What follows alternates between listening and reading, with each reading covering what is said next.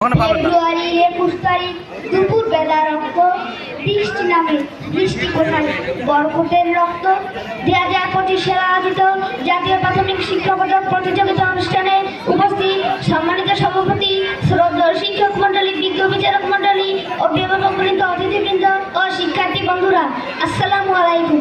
ইংরেজিতে একটি প্রবাদ আছে, what is allotted can not be blotted, অর্থাৎ ভাগ্যের লিখন না যায় খণ্ডন। ভাগ্যচক্রে আজ আমার বক্তৃতার বিষয়টি হচ্ছে শহীদ দিবস ও আন্তর্জাতিক মাতৃভাষা দিবস।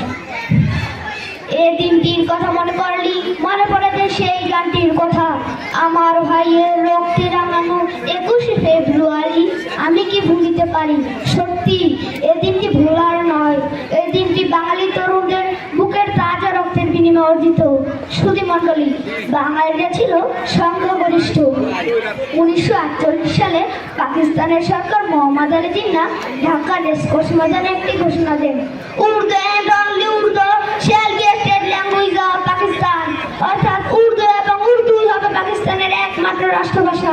1952 সালে খাজা নাজিমুদ্দিন ঠিক একই ঘোষণা দেন, উর্দু এবং উর্দু হবে পাকিস্তানের একমাত্র রাষ্ট্রভাষা। উপস্থিত ছাত্র জনতা এই ঘোষণার তীব্র প্রতিবাদ জানায়। শুরু হয় আন্দোলন। ছাত্র জনতাকে থামিয়ে রাখার জন্য সরকার 144 ধারা জারি করে, কিন্তু বাংলার তরুণরা 144 ধারা ভঙ্গ করে বাংলার রাজপথে মিছিল বের করে। পুলিশ মিছিলে গুলি চালায়, গুলিতে শহীদ হন রফিক, শফিক, সালাম, বরকত, জব্বার সহ নাম না জানা আরো অনেকে। সেই থেকে 21শে ফেব্রুয়ারি আমাদের শহীদ দিবস।